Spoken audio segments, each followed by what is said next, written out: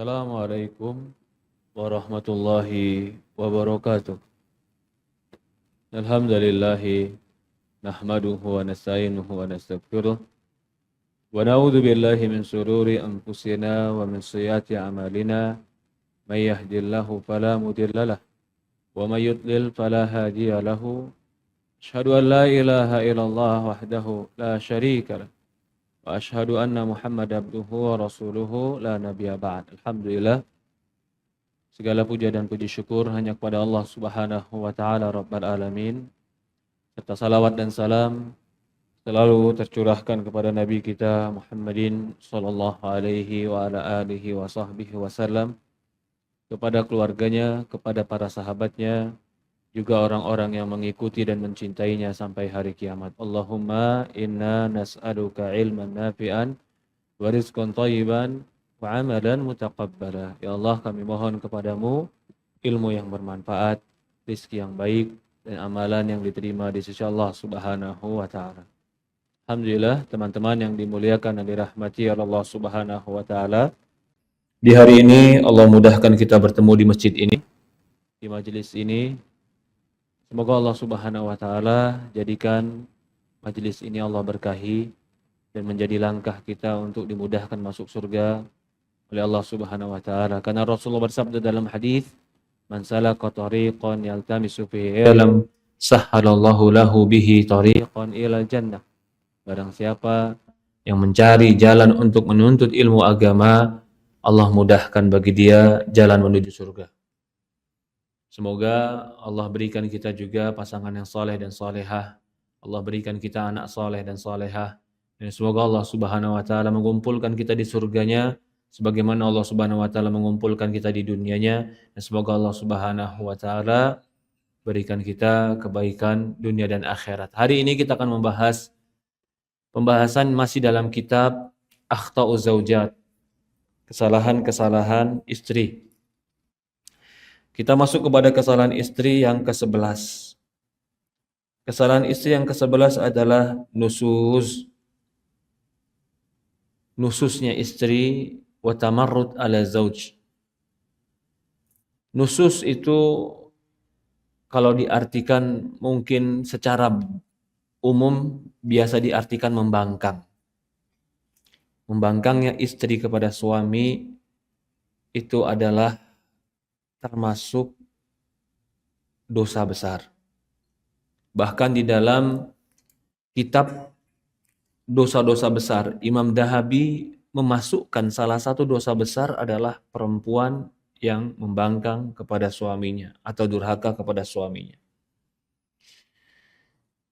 Nusus secara bahasa itu irtifa. Irtifa itu artinya merasa tinggi, merasa di atas. Apapun hal yang menyebabkan seorang istri merasa lebih daripada suaminya, lalu dia merendahkan suaminya dari pintu tersebut, maka itu dikatakan nusus. Baik itu dari harta, mungkin juga dari kecantikan, mungkin juga dari nasab keturunan, mungkin juga dari penghasilan, mungkin juga dari fisik, dari apapun itu. Jika seorang istri menganggap dirinya lebih daripada seorang suami, lalu dia meremehkan suaminya dan tidak mematuhi suaminya, itu termasuk nusus. Menganggap suaminya lemah, suaminya bodoh, suaminya nggak bisa, dia lebih cerdas, lebih gigih, lebih pintar, lebih kuat, sehingga dia tidak mau mendengarkan ucapan suaminya, nasihat suaminya, arahan suaminya, karena dia menganggap dia lebih daripada suaminya. Maka dikatakan al-mar'atun nashiz wa hiya martafi'ah ala zawjiha. Perempuan yang nusus itu adalah perempuan yang merasa hebat, murtafi', lebih tinggi daripada suaminya. Mukhalafatil amri, sehingga dia menyelisihi perintah suami. Kharija an ta'atih, dia keluar dari ketaatan kepada suami. Allati lam tarda bimanzilah allati wada'aha Allah fiha wa lam tusallim liqawamah lirijal 'alaiha. Perempuan yang seperti ini, yang dia nggak bisa diatur dan tidak siap diatur, ini adalah perempuan yang belum siap masuk ke dalam rumah tangga. Tapi sayangnya Pak, zaman sekarang digambarkan bahwasannya perempuan itu nggak wajib taat sama suami. Suami itu jangan menjadi suami yang lebih merasa hebat daripada istri, atau diistilahkan sekarang dengan suami apa? Hah? Suami yang lebih tinggi, sehingga dianggap itu adalah kelemahan bagi suami. Jadi istri itu tidak harus taat kepada suami. Ini sebenarnya adalah pemikiran-pemikiran yang merusak rumah tangga. Karena tidak akan mungkin dalam sebuah perjalanan, dalam sebuah organisasi, dalam sebuah manajerial, tidak ada pemimpin yang dipimpin, nggak mungkin. Kalau kita safar saja, 3 orang berjalan, dianjurkan untuk memilih pemimpin, padahal cuma 3 orang yang akan diatur dalam berjalan. Bagaimana kalau kita ingin berjalan dalam kehidupan yang menuju Allah dan perjalanan ini panjang? Perjalanan ini penuh dengan perjuangan, ujian, cobaan, perlu dengan kepemimpinan.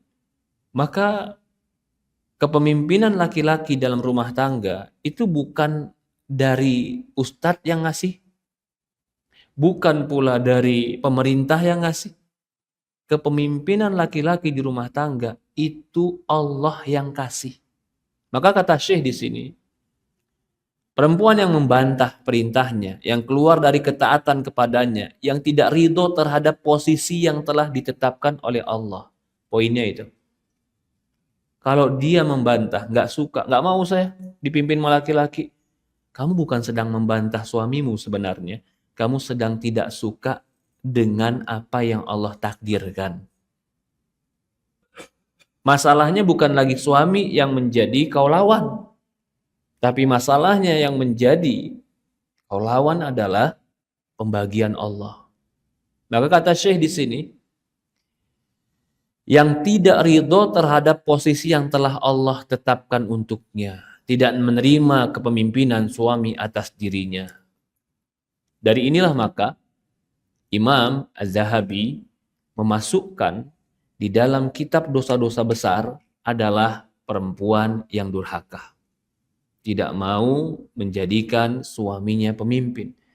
Kita bicara ini dulu, kita bicara secara umum. Posisi ini adalah posisi yang Allah bagikan. Dalam pembagian tugas posisi ini pasti ada keadilan. Allah Maha Adil. Dan di setiap manajemen dan organisasi pasti harus ada pemimpin yang dipimpin dan membagi tugas agar organisasi ini baik. Rumah tangga pun organisasi, manajemen yang harus diperbaiki. Maka harus ada pemimpin yang dipimpin. Pemimpin punya tanggung jawab dan dia juga punya kewajiban. Yang dipimpin punya tanggung jawab dan dia juga punya kewajiban. Kalau yang dipimpin tidak bisa diatur, maka bukan terkadang manajemen yang salah, tapi terkadang keadaan itu mengharuskan kerusakan. Bagaimana mungkin jika ada presiden, pemerintah, tapi punya rakyat nggak mau diatur, sesukanya saja, ya hancur pemerintahan. Atau lebih kecil daripada itu, di kantor ada yang punya tanggung jawab sebagai pemimpin, lalu yang dipimpin di kantor nggak mau diatur, dan ketika tidak diatur dibiarkan begitu saja sesuai dengan kehendak dan keinginannya. Tidak akan mungkin berjalan itu kantor. Begitupun rumah tangga. Jadi perempuan sebelum dia masuk rumah tangga, yang pertama kali yang harus dia siapkan, betul, bukan dia harus siapkan saja kecantikannya. Oh, dia harus cantik, dia harus pandai bersolek, dia harus pandai masak, atau dia harus pandai menjaga badannya dengan indah. Oke, itu penting. Itu penting, tapi yang terpenting adalah siapkah dirimu untuk merendah di hadapan suamimu. Itu bukan penghinaan kepada perempuan, itu bukan perendahan kepada perempuan, tapi ini sedang memberikan beban dan tanggung jawab kepada suami. Ketika kau merendah di hadapan suamimu, berarti suamimu punya kewajiban yang besar, tanggung jawab yang lebih. Dia punya mas'uliyah. Dia punya di hadapan Allah sesuatu yang akan ditanya. Dia yang dipilih oleh Allah untuk ditanya tentang dirimu. Wanita semenjak lahir sampai dia meninggal akan ada laki-laki yang harusnya bertanggung jawab tentang dia.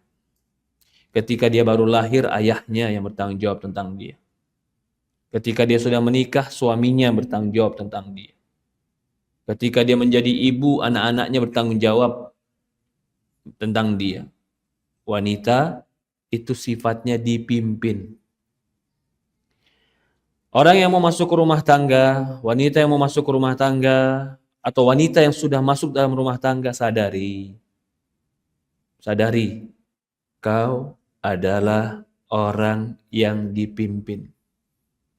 Akan ada jawaban-jawaban, akan ada perkataan-perkataan yang ngeles, itu udah biasa. Ya Ustadz, bener, saya mah mau nurut, tapi lihat dulu suaminya siapa. Ini perkataan yang udah semua berkata seperti itu. Saya katakan, suaminya siapa? Suaminya adalah laki-laki yang pernah kau sepakati untuk nikah sama kamu. Apakah kamu salah pilih suami? Sehingga kau tidak mau menurut dengan dia? Atau kau anggap dia tidak pantas untuk menjadi pemimpinmu, tapi kau pernah menyerahkan dirimu kepada dia. Tapi sekarang kau anggap dia tidak pantas untuk ditaati. Bukankah ini cara berpikir yang salah? Saya pasrahkan hidup saya sama kamu, diakatkan saya dengan kamu, tapi menganggap dia tidak pantas untuk memimpin saya. Itu kan bukan kontradiktif, berpikir yang sangat tanakut dalam bahasa Arab, bertentangan. Kalau kamu sudah menyerahkan dirimu, mempercayai dia untuk memimpinmu, maka posisikan dirimu sebagaimana yang Allah posisikan. Allah bukan sedang merendahkanmu, Allah bukan sedang menghinakanmu, Allah sedang melindungimu bahwasannya dia laki-laki yang bertanggung jawab dan memikul tentang kewajiban-kewajiban hidupnya. Maka kalau dia yang ditanya, dia yang bertanggung jawab, kau harus mematuhinya. Kau harus menghargainya, kau harus menghormatinya, kau harus mencintainya, kau harus jaga kewibawaannya.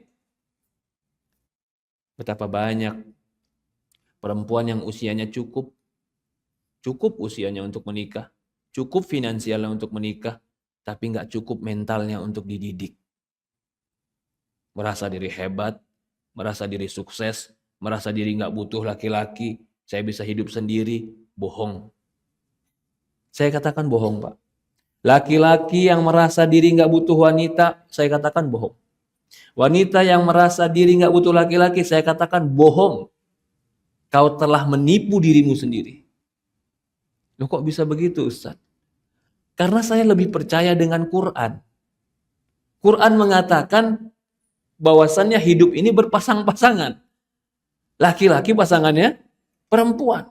Itu kebutuhan jiwa, kebutuhan hati, kebutuhan naluri. Tiba-tiba dia bilang, saya nggak butuh. Bukan nggak butuh, kamu ego.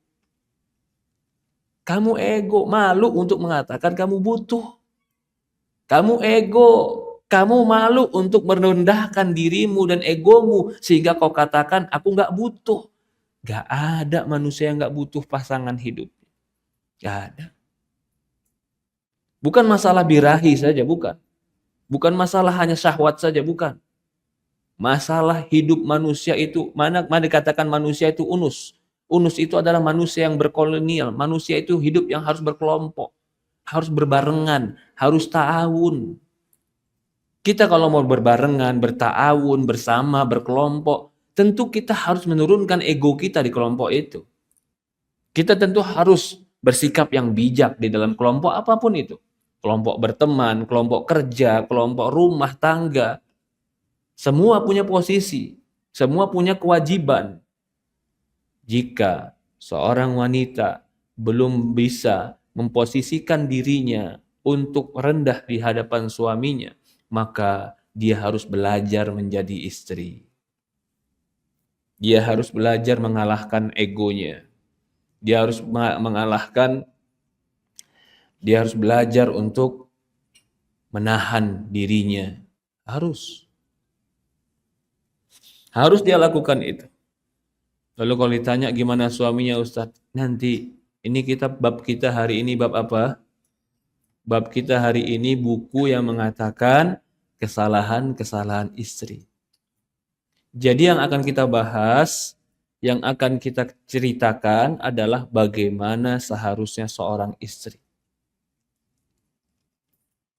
Apakah ada dalil Al-Qur'annya bahwasannya wanita itu wajib mentaati suami kalau suaminya itu sempurna? Kalau suaminya tidak sempurna, maka boleh kau bantah suamimu dan kau lawan suamimu. Coba saya minta satu dalil saja yang membolehkan itu. Kan selama ini ditanya, patuhlah sama suami. Ya suami yang gimana Ustadz? Kalau suami yang kayak begitu nggak harus patuh. Oke, sebutkan satu dalil saja. Satu dalil Al-Quran dan hadis yang Allah membolehkan dan menghalalkan dan melegalkan kau melawan suamimu walaupun suamimu itu adalah mungkin tidak ideal atau tidak baik. Kalau tidak mentaati dalam kemaksiatan, jelas ada dalilnya. Tapi sekarang masalah kita bukan itu. Kalau suami memerintahkan kemaksiatan, itu poin yang jauh. Kita nggak bicara itu. Ini masalahnya suami tidak memerintahkan kemaksiatan. Suami memerintahkan kebaikan. Atau suami memerintahkan perkara yang menurut suami baik, menurut istri tidak baik, tapi dari syariat nggak haram. Contoh, suami bilang, Bun, rambutnya dipanjangin aja, jangan dicukur. Tiba-tiba si istri cukur. Si suami bilang, kok cukur sih Bun? Lah rambut-rambut saya. Kalau ayah mau yang panjang, rambut ayah aja dipanjangin. Subhanallah. Allahu Akbar. Kan rambut saya ya, salah di mana? Ini poinnya nih. Poinnya begitu. Kalau kamu diperintahkan yang maksiat, oke, kita sepakat. Bahkan Allah dan Rasulullah mengatakan la ta'ata li makhluk fi maksiatil khaliq. Tidak boleh taat kepada makhluk untuk maksiat kepada Allah walaupun suamimu sendiri. Tapi sekarang umpamanya dia bukan laki-laki yang baik, yang bukan ideal. Tapi dia bilang jangan cukur rambutmu. Tetap patuh atau tidak? Enggak Ustaz, saya enggak mau patuh sama dia. Enggak bisa. Selama kau masih berstatus istri dia, maka kau masih punya kewajiban untuk taat kepada dia. Kalau kamu mau tidak taat dan mau bebas dari ketaatan kepada dia, tariklah status istrimu. Karena nggak ada dalam Islam, saya istri dan saya tetap istri, tapi saya tidak wajib taat sama kamu. Nggak ada dalam Islam status itu. Status ini nggak ada dalam Islam. Sebagaimana suami, saya suami, tapi saya nggak tanggung jawab tentang kamu. Nggak ada itu. Kalau kamu tidak mau tanggung jawab, tarik dirimu menjadi suami. Tapi kalau kamu tetap mau menjadi status suami, kamu harus tanggung jawab. Karena ini satu paket, nggak bisa dipisah. Sama seperti istri. Kalau kamu memang menjadi status istri, taat, patuhi, dengarkan. Kalau kamu tidak mau mendengarkan, tapi tetap mau menjadi status istri, berarti kamu mencelengi dosa. Nabung dosa. Lalu gimana Ustadz? Saya taat nggak bisa, tapi cerai nggak mau. Lalu maunya gimana? Ya enak gini aja tiap hari berantem sama suami. Subhanallah. Jadi berantem tiap hari dinikmatin udah. Ngelawan tiap hari dinikmatin. Udah akhirnya saling ya udahlah emang begitu dia Ustaz. Susah. Di kastonya susah Ustaz. Udah biarin aja dia. Ntar aja biar Allah yang menentukan. Subhanallah. Tidak boleh. Tidak boleh. Seorang muslimah. Seorang wanita yang takut kepada Allah dan Rasulnya. Yang taat kepada Allah dan Rasulnya. Dia mentaati suami pertama kali bukan karena suami. Dia mentaati suami karena Allah perintahkan di dalam Al-Quran. Ketika di dalam Quran Allah bercerita tentang wanita salehah. Di surat An-Nisa. Fasalihatu qanitatun hafidhatu lil ghaibi bima hafidallah. Wallati takhafuna nusuzahunna fa'idhuhunna wahjuruhunna wahjuruhunna fil madhaji fadribuhunna. Adapun perempuan-perempuan yang soleha itu adalah perempuan yang qanitat, hafidhat, yang tunduk, patuh, dia menjaga kewajiban-kewajibannya. Kalau kau takut dengan perempuan-perempuan yang nusus, kata Allah. Apa itu nusus? Tadi kita bilang, yang merasa hebat, yang merasa tinggi. Apa kata Allah? Fa'idhuhunna, nasihati mereka. Kalau tidak, fahjuruhunna fil madaji. Tinggalkan mereka di tempat tidur. Boikot mereka. Kalau tidak, fadribuhunna, pukul mereka. Allah membolehkan pukul. Hukum asal pukul itu apa dalam Islam, Pak? Hukum asal pukul orang itu apa? Haram. Kenapa menjadi boleh di dalam ayat ini? Karena dia melakukan perkara yang lebih haram. Itu maksudnya. Tapi tentu di dalam ayat yang dia katakan, di dalam hadis dikatakan pukulnya tanpa melukai. Pukulan dalam Islam itu haram. Kita nggak boleh mukul orang. Tapi ternyata perempuan yang nusus boleh dipukul. Berarti perbuatan nusus, perbuatan yang haram. Lanjutan ayatnya, apa kata Allah? Masih dalam satu ayat yang sama ini. Ar-rijalu qawwamuna 'alan nisa. Langsung Allah tegaskan, laki-laki itu qawwam. Laki-laki itu pemimpin. Laki-laki itu qawwam. Qawwam itu pengambil keputusan. Qawwam itu yang meluruskan kalau bengkok, itu qawwam. Yang menegakkan kalau dia lemah, itu qawwam. Yang dia jadi terdepan, itu qawwam. Ar-rijalu qawwamuna 'alan nisa. Laki-laki yang jadi pemimpin. Kalau gitu siapa yang bagi tugas ini, Pak? Allah. Allah yang bagi tugas. Di akhir ayat, bima faddalallahu ba'duhum wa bima faddalallahu ba'dhum ba'd. Dengan apa yang Allah utamakan sebagian mereka dari sebagian yang lain. Ya sudah, ini keutamaan dari Allah. Keutamaan Allah, kalau orang punya keutamaan, Allah lebihkan, berarti bukan hanya kewajiban atau bukan hanya kewajiban yang dia dilebihkan, tapi pasti dia lebih punya tanggung jawab. Laki-laki dijadikan pemimpin karena punya tanggung jawab yang lebih. Maka kata Syekh, lanjut sedikit lagi, baca lagi, di dalam bahasa Arabnya, di Syekh mengatakan, walin nusus suratun katsirah. Perempuan-perempuan nusus itu banyak gambarannya. Yajma'uha ma'siyati zauj, terkumpul dalam satu kalimat bermaksiat kepada suami. Wa khuruju an ta'atih, keluar dari ketaatannya. Nih, kalau perintah suami melakukan perkara yang wajib, maka wajibnya double. Suami perintahkan perempuan berjilbab. Berjilbab wajib atau tidak? Wajib. Suami perintahkan lagi berjilbab. Berarti wajibnya double. Kalau suami perintahkan perkara yang sunnah, bisa jadi wajib bagi istri untuk melakukannya. Atau laki suami melarang perempuan mengerjakan yang sunnah, maka bisa jadi wajib bagi perempuan tidak melakukan yang sunnah. Tidak sunnah. Kata suami, udah bun, jangan sholat sunnah dulu, pegang anak. Sholat sunnah tinggalin. Udah bun, jangan puasa sunnah dulu. Gak usah puasa hari ini. Sholat puasa sunnah tinggalin. Kenapa amalan sunnah bisa ditinggalkan? Karena kewajiban mentaati suami lebih tinggi daripada amalan sunnah.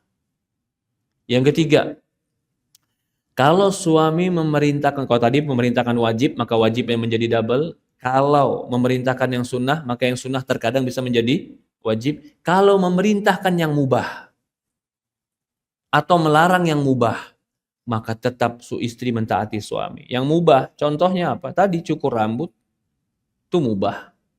Hukum asalnya mubah, tapi bisa jadi wajib bagi wanita ketika itu menjadi perintah suami. Yang keempat, perintah yang melakukan yang haram, ini tidak wajib mentaatinya. Perintah mengerjakan yang haram, maaf, contohnya istri disuruh suami untuk melakukan hubungan intim ketika haid. Haram. Nggak boleh.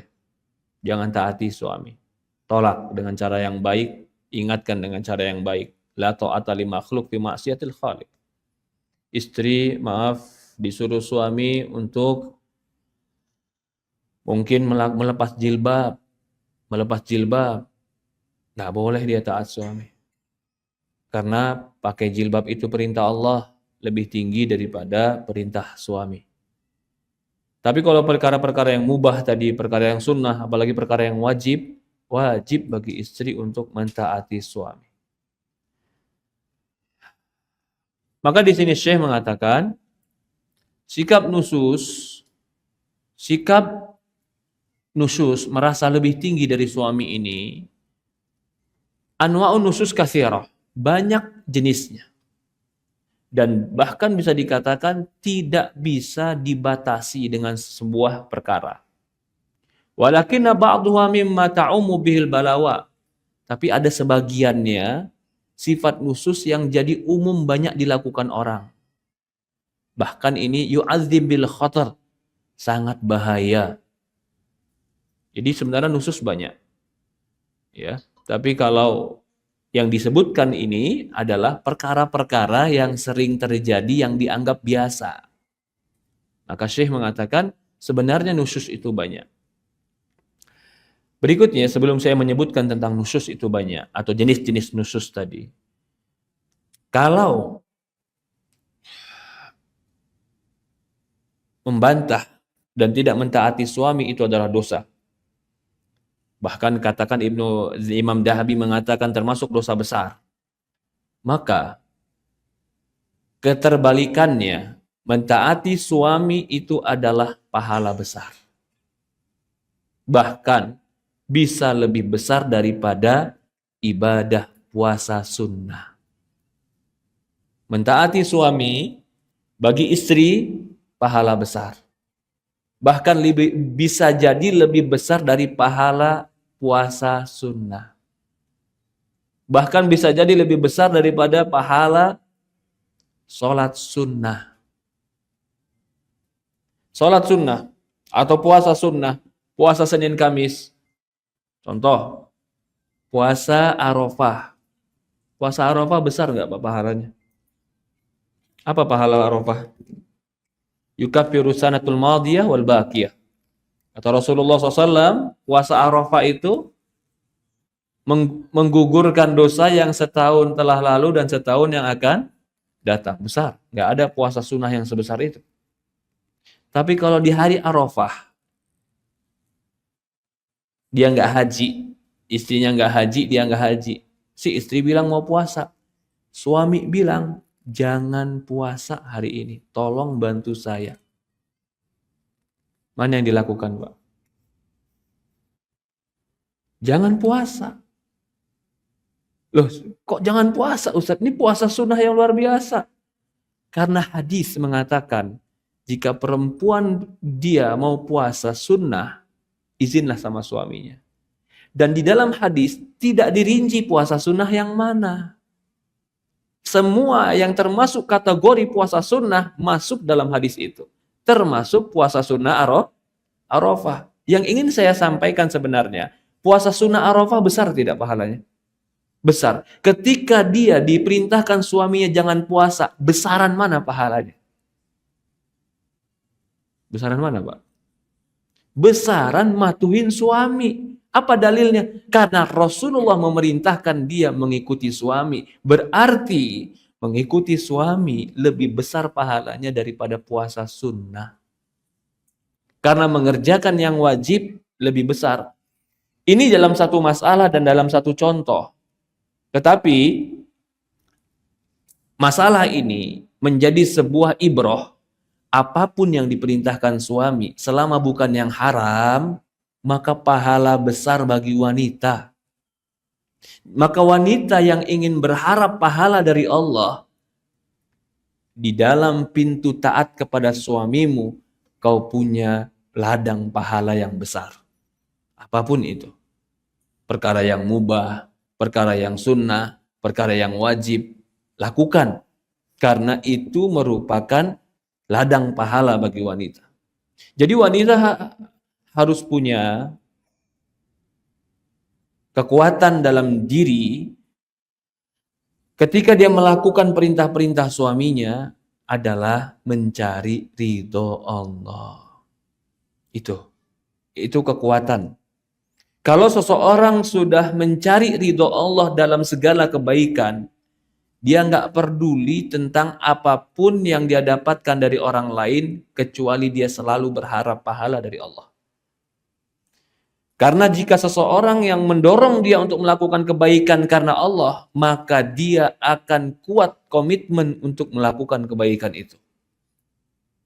Contoh, poinnya, istri melakukan ketaatan kepada suami, pahalanya besar, bisa lebih besar dari ibadah sunnah. Dan jadikanlah seorang istri taat kepada suami karena mencari pahala dari Allah agar kau mudah melakukan ketaatan itu. Contoh, kalau amalan itu karena Allah akan mudah dilakukan banyak sekali. Salah satunya adalah ketika kita berbuat baik sama orang. Ketika kita memberikan makan kepada orang. Ketika kita berbuat baik sama orang, memberikan makan kepada orang. Yakin kita memberikan makan kita karena Allah. Bukan karena orang itu.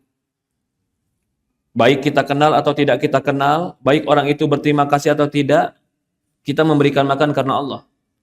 Maka, ketika kita melakukan karena Allah, baik dia berterima kasih atau tidak, dia berbuat baik membalas atau tidak, kita tetap berbuat baik karena dasar berbuat baik kita mencari ridho Allah. Berbeda dengan orang yang dasar berbuat baiknya karena ingin dibalas kebaikan.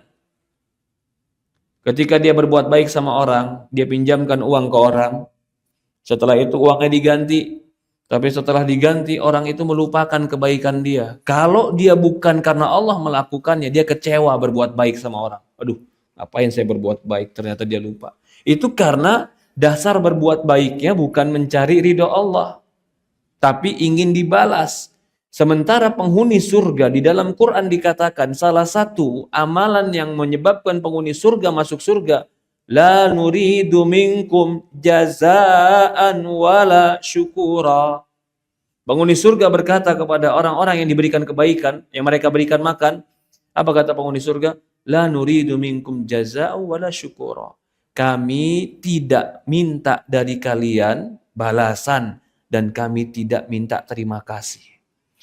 Kembali kepada poin kita, istri pun seperti itu. Ini menjadi sebuah kekuatan agar kita bisa melakukan kebaikan kepada suami. Dasarkan perbuatan baik kita mencari ridho Allah. Jadi dia balas kebaikan kita dengan baik. Itu alhamdulillah. Dia tidak balas kebaikan kita dengan kebaikan lagi, maka pahala kita tidak kurang. Dan dia yang akan diurus dan diatur oleh Allah. Tapi kebanyakannya, dan ini umumnya laki-laki, jika seorang wanita itu berbuat baik kepada dia, dan terus berbuat baik kepada dia, kepada laki-laki tersebut, bahkan wanita tadi menunjukkan ketaatan, kepatuhan, dan ketulusan, pasti laki-laki tadi akan berbuat baik kepada wanita itu. Pasti.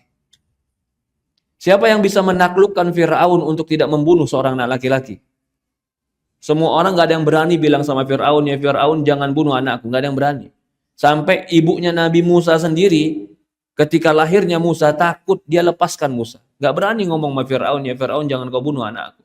Siapa yang bisa menaklukkan hati Musa ketika hati Fir'aun ketika dia dapatkan anak bayi dalam box? Jangan bunuh anak ini. Siapa yang bilang itu kepada Fir'aun? Asiyah. Kenapa Asiyah punya kedudukan di hati Fir'aun dan melunakkan Fir'aun? Karena Asiyah wanita solehah. Wanita solehah. Sehingga Fir'aun, cuma satu yang tidak diterima oleh Fir'aun dari Asiyah, beriman kepada Musa.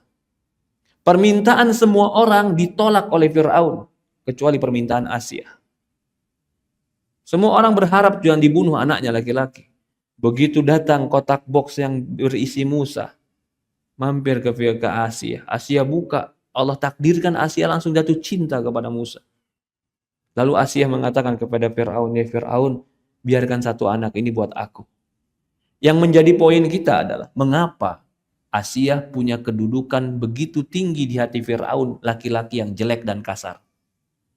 Karena Asia, dia wanita solehah yang berposisi baik di depan suaminya.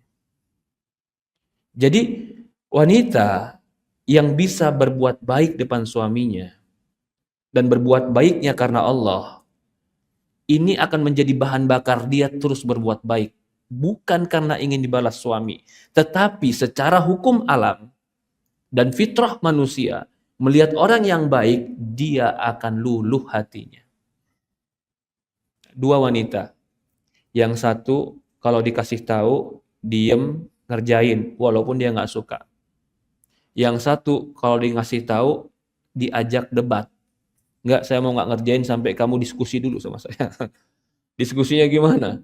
Debat dulu kita, siapa yang benar di antara kita. Kan belum tentu suami benar. Dua perempuan, yang satu langsung diam dan mengerjakan, yang satu ngajak debat sampai dia puas akal dia, kalau benar suami, kalau enggak saya nggak mau ngerjakan. Di antara dua ini, praktekkan dalam kehidupan dan lihat dalam kehidupan mana yang rumah tangganya lebih langgeng. Pasti yang pertama, yang taat sama suami, pasti. Mungkin di awal, di masa muda, suami masih bisa memaafkan karena teman, karena pernah menjadi teman kuliah, teman kampus, karakteristik seperti itu. Tapi kalau usia sudah bertambah, tenaga sudah mulai lemah, udah mulai malas berdebat, malas bertengkar, malas cekcok, akhirnya diam cuman berharap yang penting gak ribut. Yang diam cuman berharap yang penting ya sudahlah, masing-masing. Hambar. Keberadaannya hambar, Pak. Apa yang hambar? Ada secara fisikis, tapi nggak ada secara hati. Kenapa? Ketidaktaatan, pembangkangan, bahkan mengangkat suara, itu menyebabkan hambar dalam kecintaan. Ini menyebabkan hambar dalam kecintaan. Tapi kelembutan, kepatuhan, kerendahan, maksudnya kebaikan, itu pasti akan merindukan. Akan merindukan. Dan itu tabiat manusia. Tabiat manusia tidak akan pernah suka dengan sesuatu yang merasa dirinya hebat dan di atasnya. Tabiat manusia akan merasa simpati, rahmat, sayang dengan orang yang dianggapnya lemah di depan dia. Maka perempuan itu jangan di atas, karena air tidak pernah naik ke atas. Perempuan itu merunduklah supaya kau dapatkan curahan-curahan air, supaya kau dapatkan kesegaran, siraman-siraman yang baik. Ketika kau terus di atas, air tidak akan di atas, akan kering. Kekeringan itu akan menyebabkan kegersangan. Kegersangan itu akan menyebabkan kehampaan. Begitulah hubungan kalau nusus. Kering hubungannya. Karena nggak mungkin air naik ke atas. Hampa. Sekarang kita masuk. Contoh-contoh sikap nusus. Jenis-jenis sikap nusus tidak bisa dibatasi oleh angka, nggak bisa terhitung. Akan tetapi sebagian di antara marak terjadi dan mengakibatkan bahaya besar. Ini disebutkan contoh-contoh yang sering terjadi. Ya. Yang pertama, menolak ajakan suami di tempat tidur.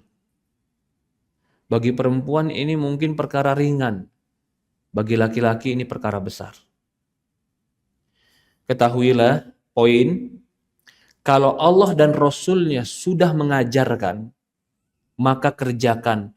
Karena apa yang Allah dan Rasul ajarkan itu pasti sangat berkaitan dengan kejiwaan dan psikologi manusia. Pasti. Kalau Rasul sudah katakan jangan tolak suamimu, itu pasti ucapan yang keluar dari ilmu, wahyu, iman, bahkan akan sesuai dengan kenyataan. Jangan sikap nusus menolak suami di tempat tidur. Nanti akan dibahas hal ini, mengenai hal ini di bab khusus, ya. Ini melemahkan pikiran, melemahkan hati, melemahkan iman, melemahkan rasa cinta, ini memanaskan jiwa. Kalau dibilang, kok kamu maunya itu terus sih? Laki-laki maunya itu terus. Loh, masa sisa biar belajar perempuan. Baca buku-buku psikologi, baca tentang kejiwaan laki-laki, baca tentang hasrat laki-laki.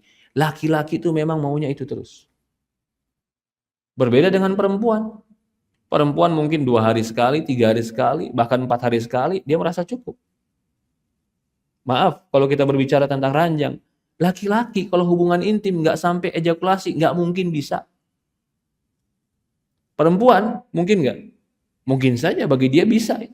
Kenapa? Memang secara penciptaan, tenaga, jiwa, pikiran, birahi, Allah bedakan. Coba saja laki-laki kalau tenaganya kayak perempuan, nggak bisa dia kerja di luar. Nggak bisa ngangkat barang, nggak bisa dia panas-panasan, nggak bisa hujan-hujanan, nggak bisa capek.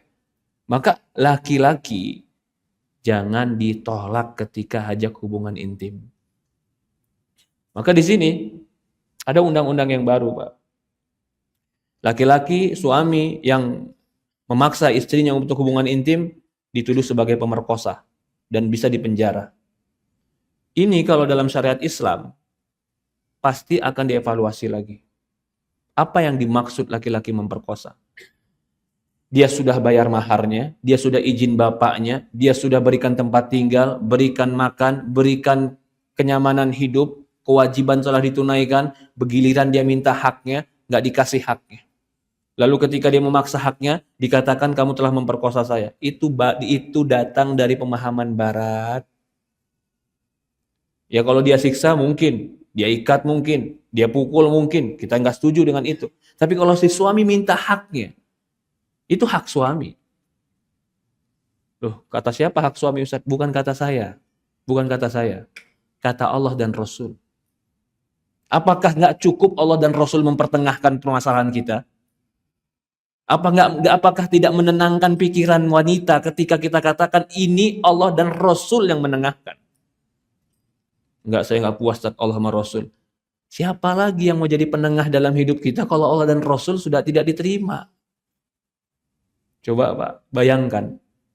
Kalau ada dalam rumah tangga yang Allah dan Rasul tidak jadi penengah, siapa yang bisa jadi penengah dalam rumah tangga dia? Kata si istri, ya saya Ustaz. Jadi kamu satu-satunya yang penengah. Semua pendapat yang kamu di egonya dirimu. Si suami pun begitu, ya saya saat pengambil keputusan. Tidak. Fa in tanaza'tum fi syai'in faruddu ila Allahi wa Rasul. Allah berfirman dalam Al-Qur'an, kalau kalian bermasalah, berselisih, tanazu, ikhtilaf dalam sebuah masalah, kembalikan kepada Allah dan Rasul. Fala wa rabbika la yu'minun, demi Allah. Kata Allah ini, demi Allah kalian tidak beriman hatta yuhaqqimuka fima syajara bainahum, sampai kau jadikan Muhammad penengah di antara apa yang diperselisihkan. Tsumma la yajidu fi anfusihim haraja. Kemudian ketika datang keputusan Rasul, keputusan Allah, dia tidak dapatkan di dalam dirinya keberatan terhadap keputusan itu. Kembali pada poin kita, kebanyakan perempuan yang nusus tidak mau diajak hubungan intim. Bagi perempuan itu perkara ringan, bagi laki-laki perkara besar. Saya sudah ketemu beberapa laki, Pak. Dan saya juga laki-laki. Bahkan ada, ya, saya nggak perlu sebutkan lah. Tapi ini laki-lakinya menurut saya hebat agamanya. Laki-lakinya teman kuliah saya waktu di Yaman. Dia datang ke saya. Ustaz, waktu itu di Mekah saya ketemu dia. Dalam keadaan berkaca-kaca matanya, Pak. Teman kacanya berkaca. Kenapa? Walaupun dia nggak menampakkan dia sedang nangis, tapi saya tahu betapa pedihnya hati dia. Kenapa, Ustaz? Kenapa kamu? Ana kalau udah capek seharian keluar, begitu pulang ke rumah, sering banget istri bilang, jangan deketin saya. Padahal ana di luar udah capek banget. Nundukin pandangan, jaga diri. Sampai rumah istri bilang, gak mau gara-gara capek ngurus anak. Dan ini laki-laki ini, Masya Allah, memang dia sebenarnya orang baik menurut saya. Dia gak mau berdebat panjang itu sama istri, gak mau. Dia gak mau paksa istri, gak mau. Tapi itu terus berulang. Akhirnya menjadi sebuah ganjalan dalam diri dia. Saya khawatir agama saya, Ustaz. Itu yang dia khawatirkan. Saya khawatir kalau saya begini terus, saya lemah nih. Gampang kegoda, gampang jatuh. Akhirnya dari pertemuan itu ngobrolnya. Kalau gitu gimana solusinya? Solusinya akhirnya saya carikan dia istri kedua. Subhanallah. Maaf, ini kisah nyata. Kenyataan seperti itu dia katakan pada istrinya, kamu sering nolak saya. Si istri tetap mengatakan saya benar. Kamu yang salah nikah kedua. Apa yang terjadi, Pak? Cerai. Cerai. Apa yang terjadi? Dia nikah dengan perempuan lain. Alhamdulillah ba'dallah, Allah berikan anak yang lucu. Allah berikan hidup yang Masya Allah.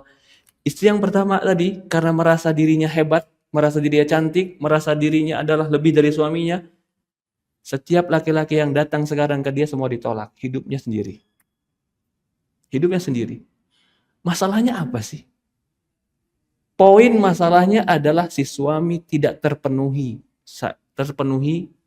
batinnya. Apakah si suami harus mengikuti batinnya perempuan tadi? Kebutuhan perempuan? Kan sudah kita bilang, kebutuhan laki-laki sama perempuan beda. Makannya aja beda. Banyakan laki-laki itu perempuan, Pak. Banyak laki-laki. Kalau makanan saja, kamu jangan makan lebih banyak dari makan saya. Udah kurus tuh pada laki-laki. Makan aja kita nggak bisa disamakan dengan wanita. Ada lagi kisah. Ini masih berkaitan dengan hubungan intim. Perempuan yang menolak hubungan intim. Sama kasusnya, hampir mirip. Hampir mirip. Ini si perempuan capek gara-gara ngurus anak. Si laki-laki, heran nih si perempuan, kamu emang gak capek ya? Di kantor jalan, habis itu naik kendaraan, habis itu di kereta, kan capek. Masa capek-capek pulang kamu minta lagi sih? Katanya. Harusnya capek kan menurut perempuan kalau capek itu ya udah gak pengen gitu kan. Ini malah begitu capek pulang kerja malah minta. Si istrinya nggak mau. Alasannya apa? Aku capek ngurus anak. Ini si suami akhirnya masuk kamar. Begitu dia masuk kamar, ini suami masih muda. Di bawah 30 tahun. Masih menggebu-gebu. Tenaga masih banyak. Syahwat masih, birahi masih gede. Na'udzubillah, nas'alallah salam al-afiyah. Ternyata dia onani, Pak. Si laki-laki ini onani. Si perempuan buka pintu rumahnya, pintu kamar, ngelihat si suaminya onani. Berantemlah di situ. Lalu si istri punya argumen. Saya minta cerai sama kamu gara-gara kamu melakukan yang haram. Yaitu apa? Onani. Cerai akhirnya. Oke, onani haram. Emang menolak nggak haram? Mana yang lebih besar dosanya? Ditimbang dalam Quran dan hadis. Menolak ajakan suami, laknat Allah dan malaikat. Laknat Allah dan malaikat. Idza da'atur rajulu imra'atahu ila firashi. Hadis Rasulullah SAW. Fa'abat. Jika laki-laki mengajak istrinya ke tempat tidur dan dia tidak mau, la'anatha malaika hatta tusbih. Malaikat terus melaknat dia sampai pagi. Maka dalam kalimat laknat ini, Imam Dahabi memasukkan dalam buku Al-Kabair dosa-dosa besar perempuan menolak untuk ajak hubungan intim. Ini perlu diperbaiki. Kalau ada yang menganggap bahwasannya ini hak saya untuk menolak. Kalau kamu sedang sakit, kamu sedang nifas, kamu sedang haid, oke, itu hak kamu. Tapi ketika kamu cuma sekedar capek biasa, semua orang juga capek. Itu tidak ada hak bagi istri untuk menolaknya. Itu termasuk nusus. Yang berikutnya, mengkhianati suami terkait dengan kehormatan dirinya, yaitu dengan menjalin hubungan haram dengan laki-laki lain. Ya Allah. Pak, kenapa Di dalam Islam, perempuan yang sudah menikah dan laki-laki yang sudah menikah kalau berzina harus dirajam sampai mati. Kenapa? Kenapa kalau dia belum menikah, lalu dia berzina, itu dicambuk 80 kali, tidak dirajam sampai mati? Banyak hikmahnya, betul. Hikmah Allah tidak terbatas, tentu lebih luas dari apa yang kita tahu. Tapi secara psikologis, disebutkan oleh seorang dokter psikologis, perempuan itu asalnya bukan manusia yang terlalu tinggi birahi. Birahinya tidak setinggi laki-laki. Kalau dia bisa melakukan perzinahan, melawan rasa takutnya, melawan birahinya yang sebenarnya tidak sebesar itu, bahkan dia bisa melakukannya, berarti dia punya karakteristik yang sangat jelek. Karakteristik yang sangat jelek. Dan kalau itu terjadi bagi dia, maka bisa jadi berzina lebih menggetarkan jiwa daripada yang halal. Itu bahaya, Pak. Kalau berzina lebih menggetarkan jiwa daripada yang halal, kapan dia bisa meninggalkan zina? Begitu yang halal rasanya adem, dingin, nggak ada hangat-hangatnya. Begitu berzina, birahi, senang, hangat, panas, bahkan terpuaskan. Ini nggak ada obatnya, Pak. Sangat sulit mengobatinya. Maka itu dirajam agar berhenti perbuatan dia. Agar orang lingkungannya pun berhenti tidak melakukan itu dengan istri orang lain. Takut semua orang melakukannya. Tapi kalau begitu ketahuan, berzina, diviralkan saja, habis itu diceraikan, habis itu dinikahkan, ya sudah, begitu-gitu saja. Cuman klaim sosial saja, hukuman sosial saja yang menghukumi dia. Tapi akan terjadi kerusakan. Maka dari sini para ulama, sebagian ulama, ya ini kalau sampai berhubungan badan ya, sangat buruk wanita yang berhubungan badan dengan laki-laki lain. Dan itu secara psikologis sulit untuk tidak menagih lagi. Kecuali orang yang Allah rahmati. Kecuali orang yang Allah rahmati. Maka di Quran Allah jelaskan, fazaniyatu la tankihuha illa zani aw musyrik. Perempuan yang suka berzina, jangan kau nikahkan kecuali penzina atau kepada musyrik. Tidak halal perempuan penzina buat laki-laki muslim. Kenapa nggak halal? Karena dia sendiri pun suatu hari tidak bisa mengontrol dirinya, apalagi suaminya. Maka perempuan yang sampai levelnya berzina, di dalam Islam itu dianjurkan untuk dipisahkan. Allah mengatakan fazaniyatu, perempuan yang berzina tidak boleh dinikahi kecuali laki-laki berzina atau laki-laki musyrik. Pertanyaannya, kenapa ayat ini disebutkan? Bagaimana kalau perempuan berzina dinikahi orang muslim? Tidak boleh. La tankihuha illa musyrik. Jangan menikahi dia kecuali orang musyrik atau penzina, kata Allah.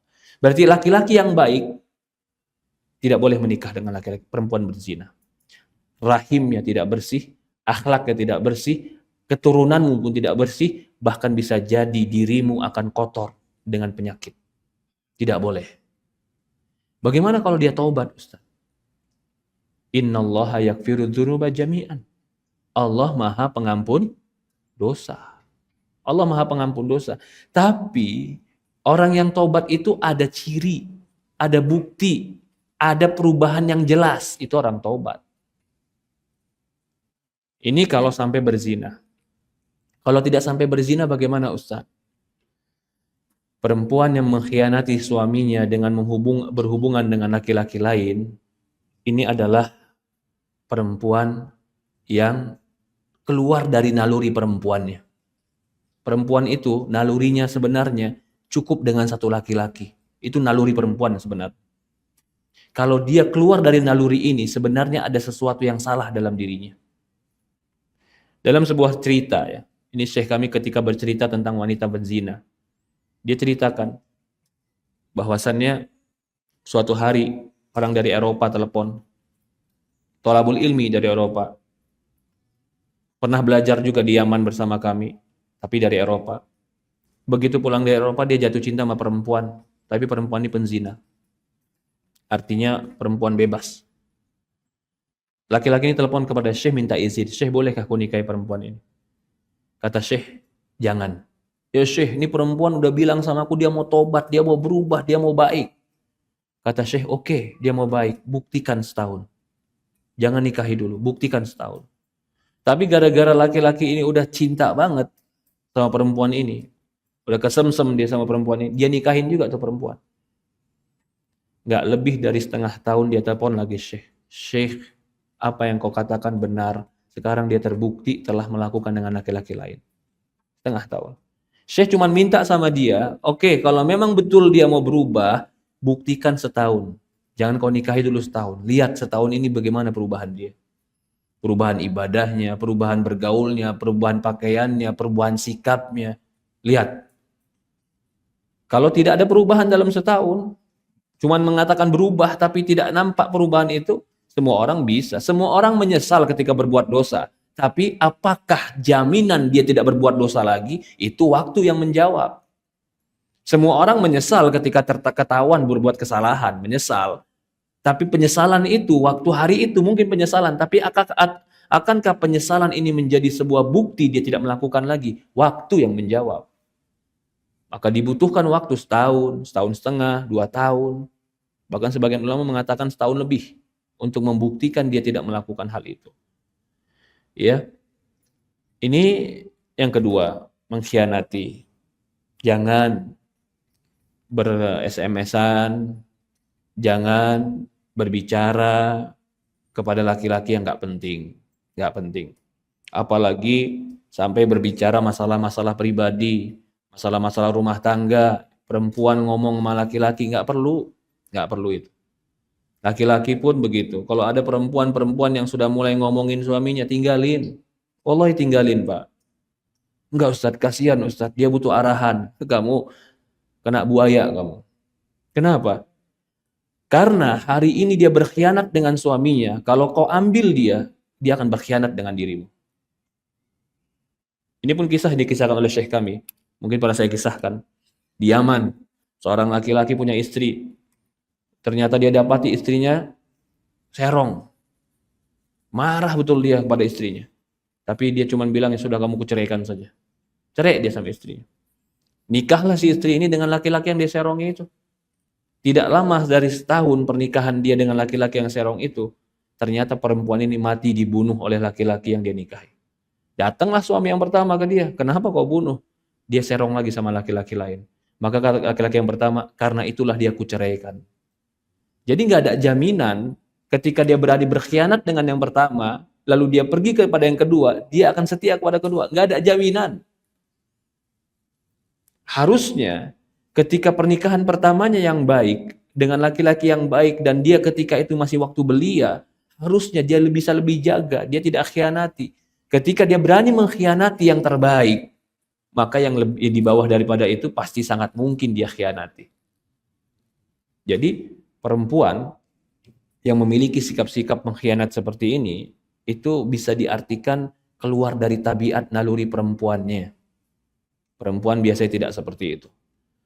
Memasukkan orang lain ke dalam rumah, yang mana suami tidak suka bila orang itu masuk ke dalam rumahnya, baik ketika suami ada maupun tidak ada, siapapun itu. Mahram atau bukan mahram, apalagi bukan mahram. Gak boleh. Siapa yang dimasukin ke rumah? Tukang ledeng Ustaz, benerin ledeng. Jangan, izin suami dulu.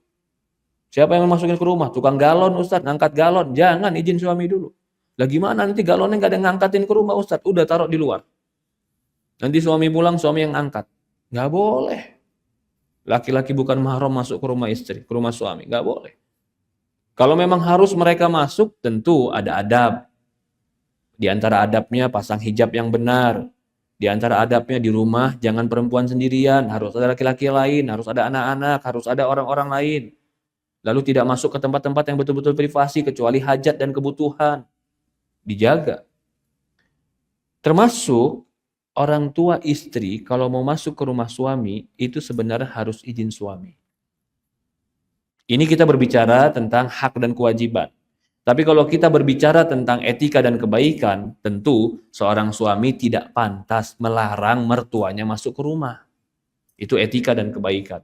Tapi kalau hak dan kewajiban, sebenarnya suami punya hak untuk tidak memasukkan siapapun ke rumahnya kecuali dengan izin dia. Ipar dia, orang tua perempuan, mertuanya, itu hak suami. Suami punya hak untuk itu. Tapi alangkah baiknya, si suami mempunyai etika dan adab.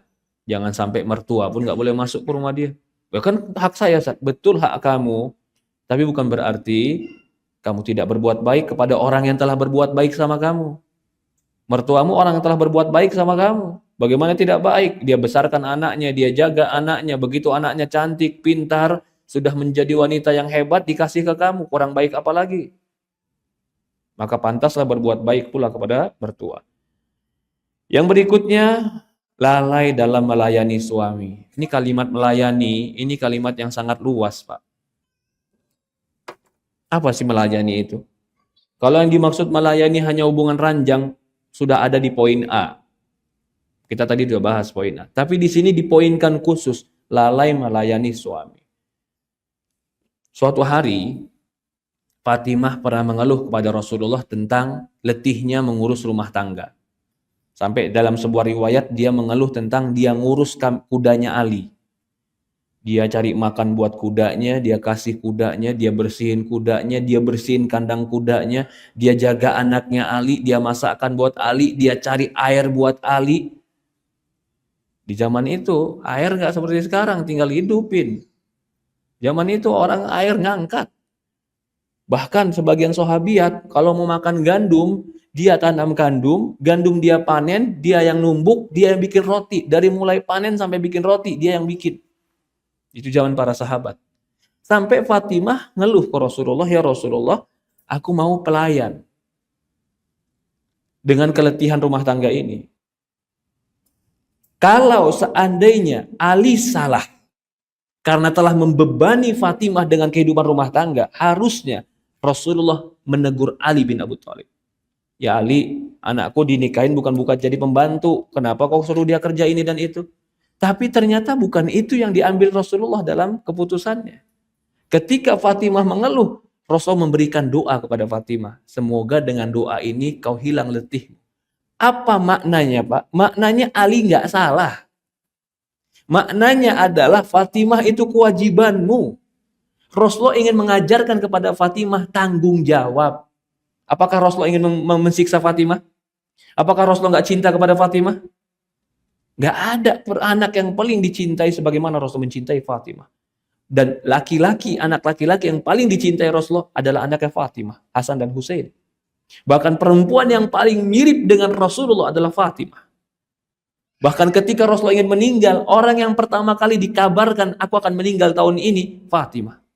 Sampai Fatimah nangis senangis jadi-jadinya. Habis itu Rasulullah bisikkan lagi, ya Fatimah, tapi engkau adalah keluargaku yang paling pertama kali menyusulku.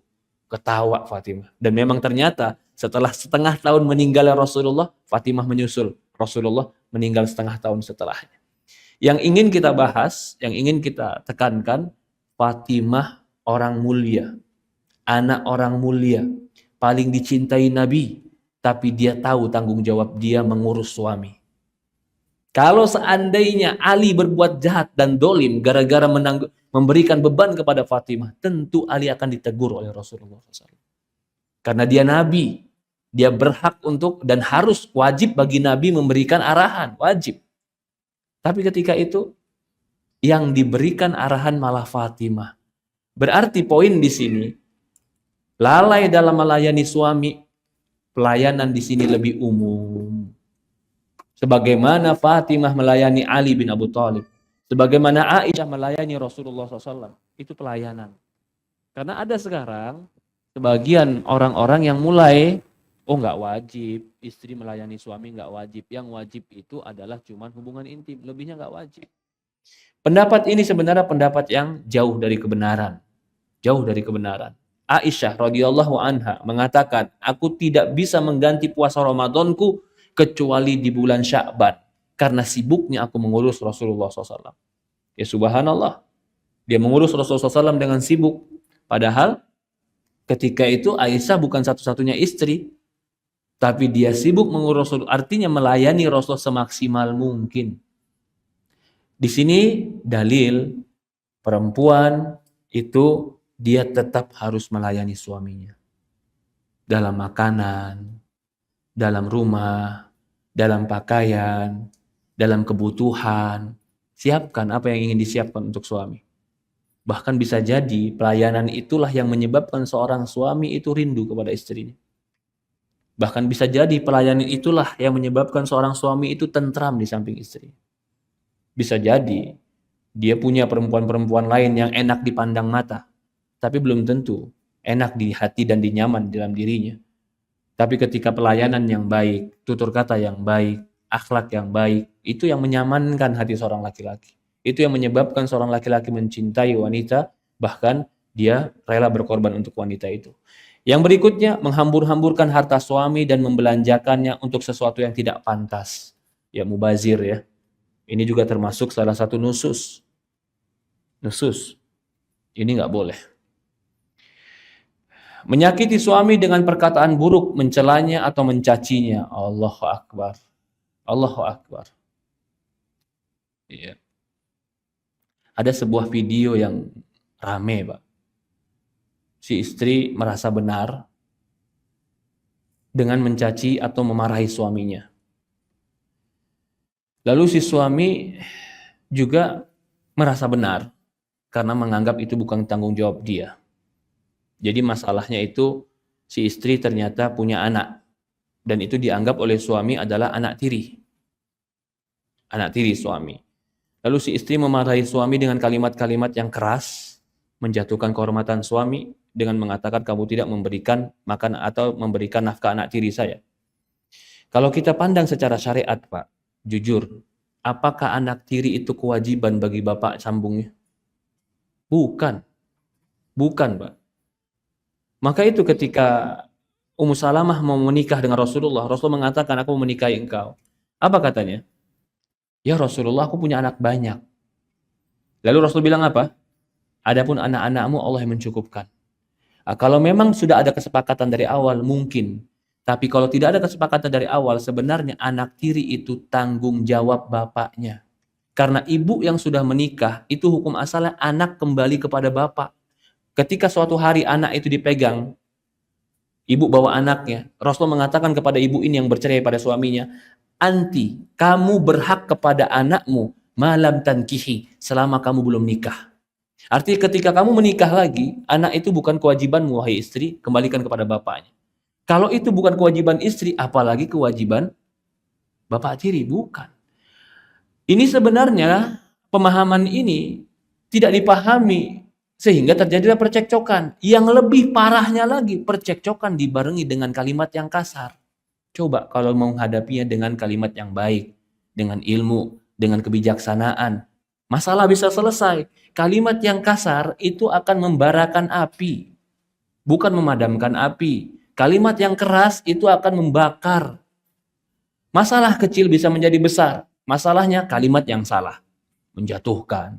Kamu laki-laki apa sih? Kamu tidak bertanggung jawab. Laki-laki kayak kamu gak ada manfaatnya. Laki-laki ketika kehormatannya dijatuhkan, dia akan timbul keegoannya, timbul kekerasannya, timbul suara yang keras.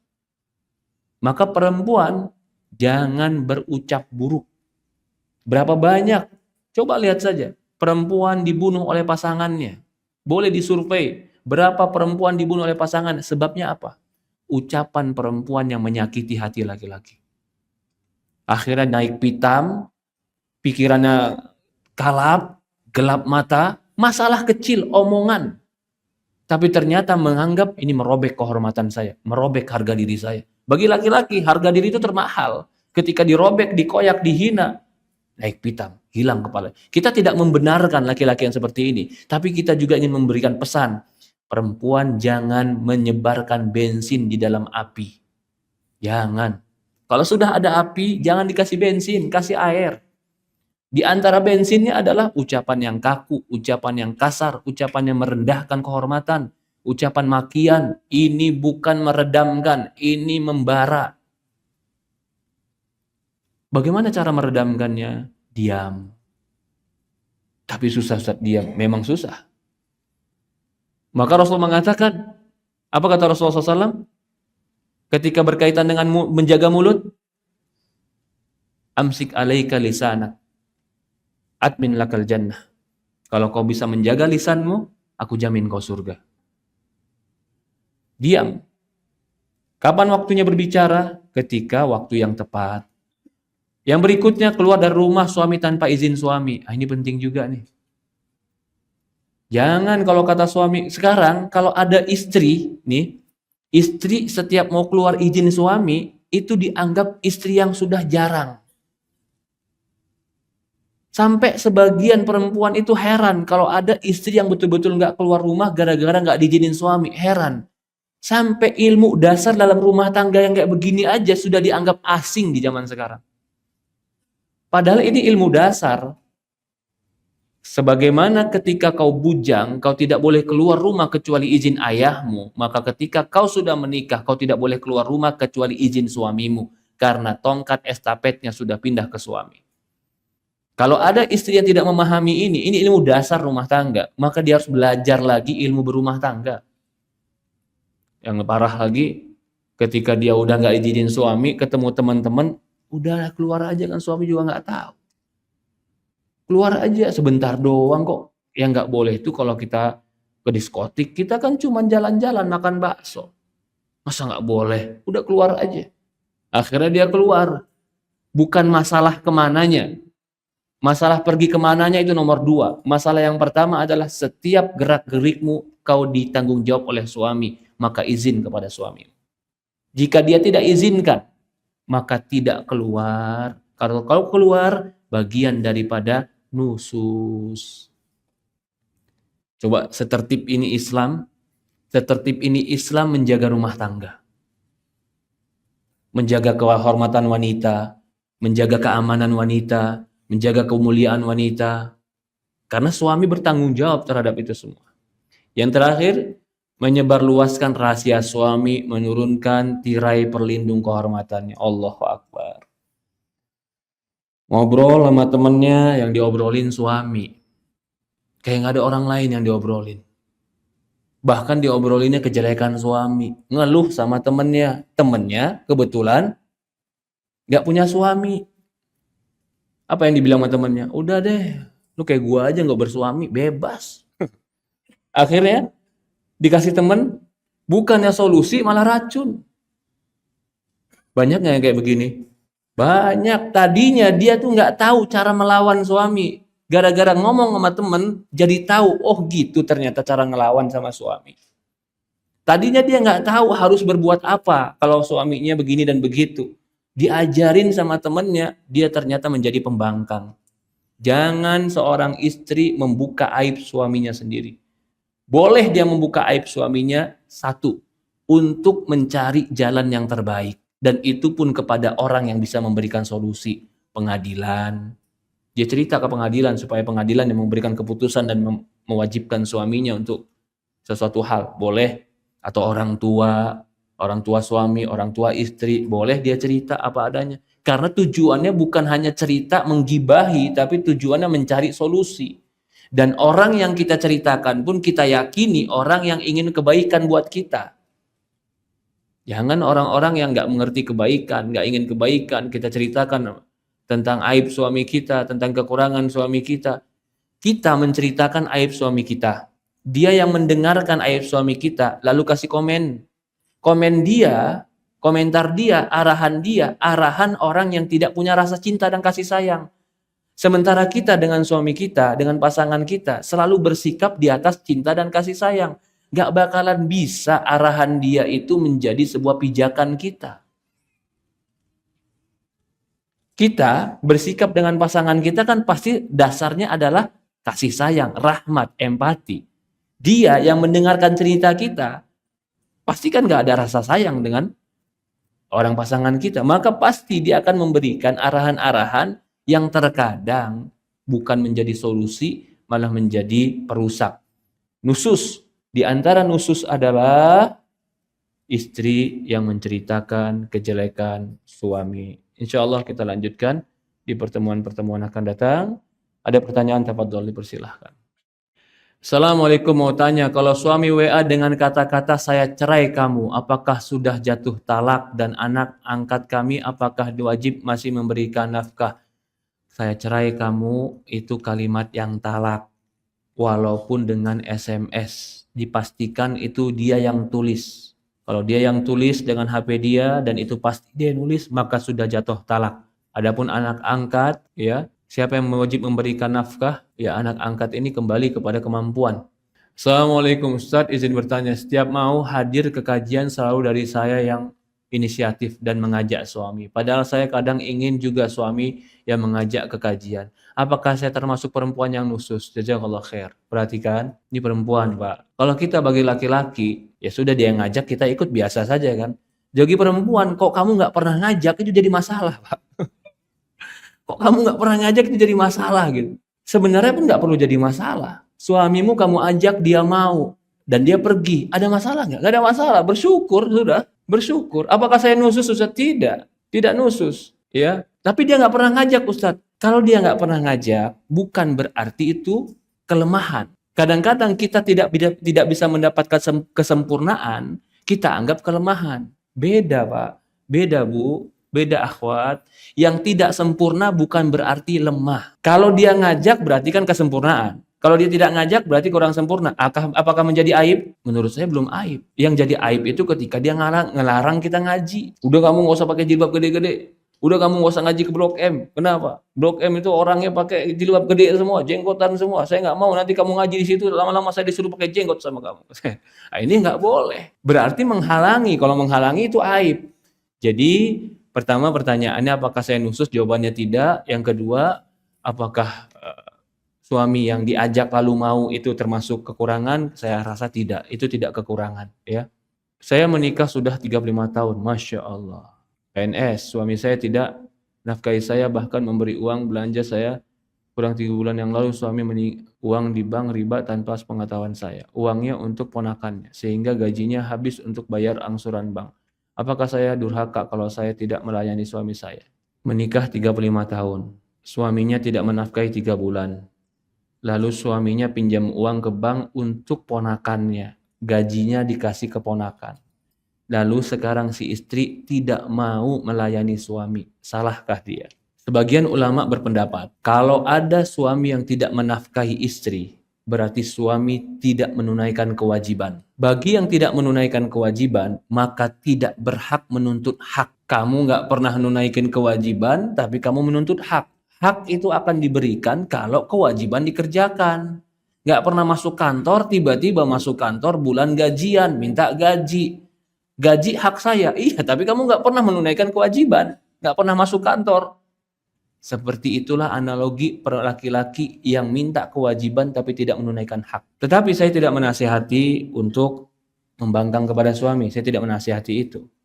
Yang saya nasihati adalah pertama, pernikahan 35 tahun bukan pernikahan sebentar. Itu udah asam garam, panas, dingin, semua dilewatin. Mungkin yang akan datang itu tinggal 1/3 daripada 35 tahun. Bahkan mungkin lebih kurang daripada 3. Bisa jadi tinggal 10 tahun, bisa jadi tinggal 8 tahun, bisa jadi tinggal 5 tahun. Kenapa yang 35 tahun kita bisa sabar, yang tinggal dikit garis finish kelihatan kita nggak sabar? Lalu nasihatnya bagaimana, Ustaz? Datang, bawa keluarga, bawa suami, bicara. Ini saya perlu kewajiban.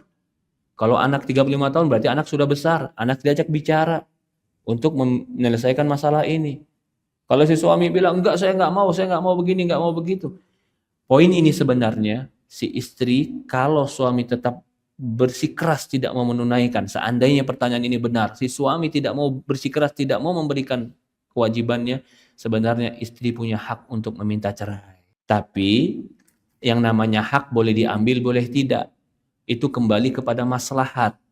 Lihat kepada keluarga, lihat kepada anak, lihat kepada cucu, lihat kepada lingkungan, bagaimana yang terbaik dalam rumah tangga ini. Tapi yang pasti, suami harus dinasihati.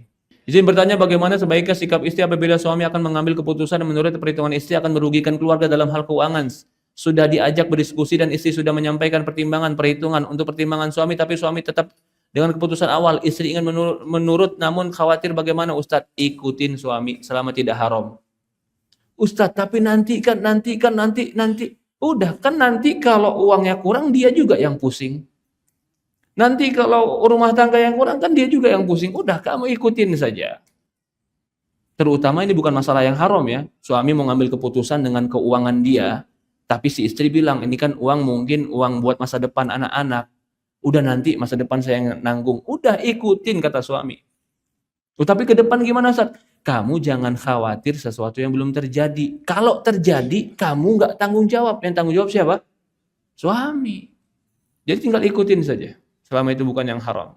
Bagaimana kalau istri sebelum menikah rutin kajian, setelah menikah menjadi sangat jarang? Akhwat, keadaan sudah menikah dan belum menikah berbeda. Ketika kamu sudah menikah, agak kurang frekuensi taklimmu, itu wajar. Kamu dalam ibadah yang lain, ibadah ngurus anak, ibadah nyusuin anak, itu ibadah besar juga. Jangan kamu kira ketika kamu ngurusin anak taklim kurang berarti saya futur Ustadz. Belum tentu. Kamu sedang pindah dari sebuah ibadah ke ibadah yang lain. Tapi tetap cari waktu sebulan sekali, 2 minggu sekali. Nah, kata dia di sini, suami diajak kadang-kadang ikhlas, kadang-kadang nggak ikhlas Ustadz. Ikhlas nggak ikhlas urusan dia, yang penting dia mau. Enggak, saya mau dia ikhlas. Udah, yang penting dia mau. Udah ikut, pergi kajian. Pergi kajian. Ya. Allahu a'lam. Jadi jangan juga kita merasa futur. Oh, waktu bujangan saya tiap hari Ustaz. Ya, bujangan tiap hari. Tapi secara pahala bisa jadi kamu sudah menikah pahalanya lebih besar. Semoga Allah rahmati kita, semoga Allah ampuni kita, semoga Allah berikan kita pasangan yang baik, Allah berikan anak soleh dan solehah, Allah berikan kita kebijaksanaan, kecerdasan, keadilan di dalam rumah tangga kita. Semoga Allah jadikan rumah tangga kita adalah kapal yang menuju kebaikan dan ladang pahala untuk kita. Subhanakallahumma wa bihamdi asyhadu an la ilaha illa anta nastaghfiruka wa atubu ilaik. Assalamualaikum warahmatullahi wabarakatuh.